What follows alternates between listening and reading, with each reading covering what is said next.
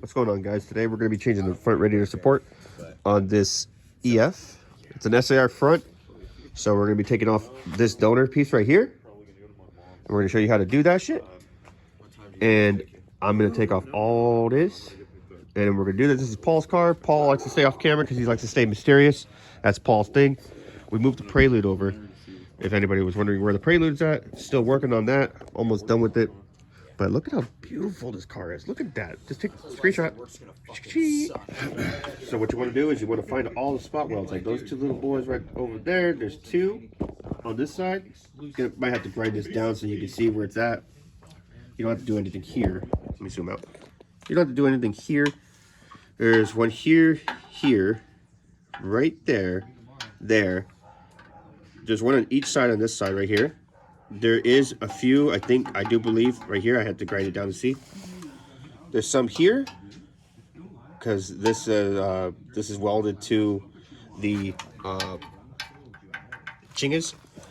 Some here that go all the way down, and don't forget, there's some right here too. So if you repeat the process on the other side, it's pretty simple. So that's what we're going to do on each. So what we're going to do is you use a hole punch. You're going to hole punch your spot weld like that. Then you're going to drill it, and then you're going to use a spot weld cutter. You don't need to go all the way through, just enough to where it like kind of seats it. So I'll show you how it sits, and then that's where we'll and then you just separate it. So there's one here, one there, two there for some reason, one right there. Oh, there's two. Shit. Yeah. So you don't have to. I do believe you don't have to worry about these ones here, but if it is attached to the frame of this, you do have to separate it.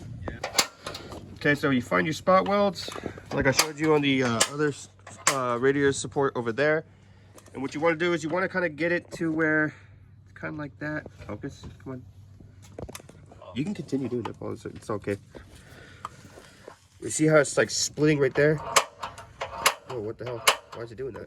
Okay, you see how it's splitting right there? You don't want it to push it too hard because then you'll get a hole like this, and then you have to fill that in with weld. So you kind of want it just like that, like it's just kind of splitting a little bit.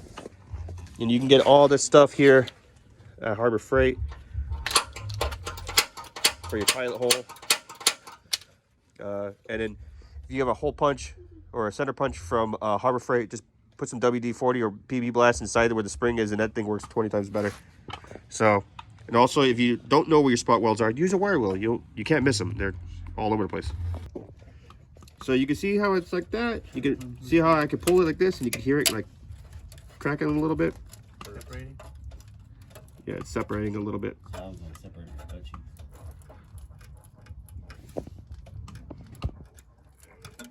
So it's getting there. And eventually it'll be like this. We're gonna clean up all that caca back there too. I got it. See how it's getting loose. That's how you want it to do.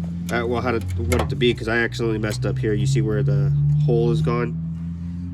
Piece of metal still around here somewhere, but this is how you want it, because so that way you can just weld on top of that little doohickey, fill it in, and grind it down. And now that's how you get that seamless OEM look. Bread. There you go. Front end is completely off. You can bend it out of the way if you need to. And garbage. Okay, so now what we got to do is clean up the area. So we're going to have to grind this down and make it all nice and flat. Make sure these aren't wonky. And put weldable primer down and then weld. After we take off that piece over there that we forgot to do. So I just put the weldable primer on here. Light coat. Light coat. Let it dry. Give it about 5 minutes each. Well, 5 minutes for it to flash cure. And then I spray it again and allow 20 minutes to completely dry. And then this is good stuff. You can weld through it. Clearly see that. And I grinded all these down so that way they are nice and flat. So that way when I weld it, it just kind of puddles over. And then I grind down those welds, and then we scuff it up and paint it, and You get the idea. Tap this that way to like get the illusion of this matching. You know what I mean? Almost there. Just gotta weld her up. You guys can see what I'm talking about when you just use the bolts and all the holes practically line up, because every spot weld on a Honda is pretty much different in the front end. I don't know why. Everything else is the same, but here I think people do it instead of machines that did it there. But yep, almost there. We're getting the radiator support, well, the radiator all squared away, and the headlights, what is it, squeaky? What is that? Rock chips. Rock chips? Oh yeah, he drives it. But we're trying to get the gap all squared away right now. Got the new his brackets put in. So yeah, we're gonna get this squared away, and then I'm gonna weld it up. Doc. How about the traction? So we got it all welded up, and for now we're going to primer it up, and right now we're gonna sand it up and then primer it.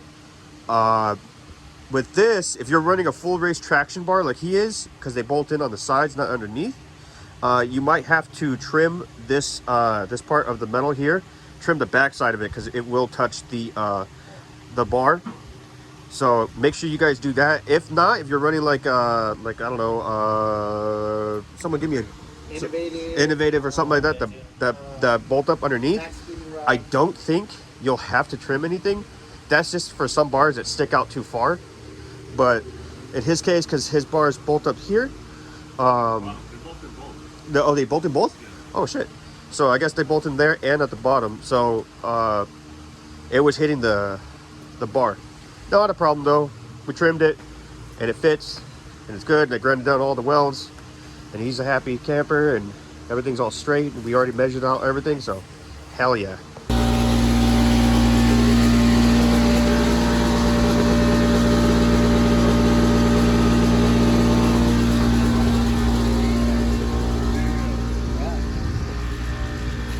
Give it before. Show me a before. Noticeable improvement.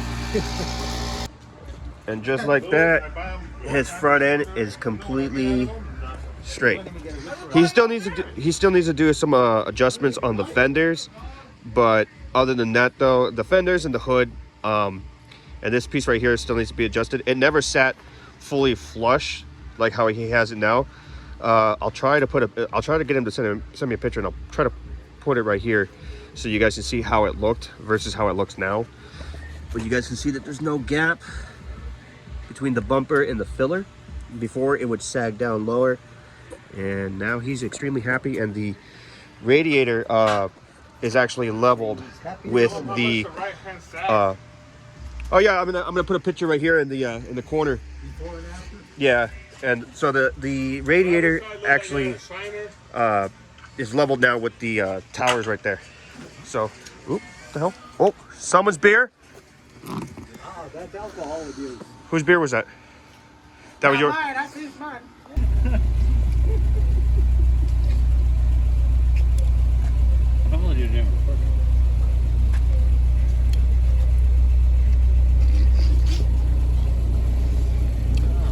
The final touch.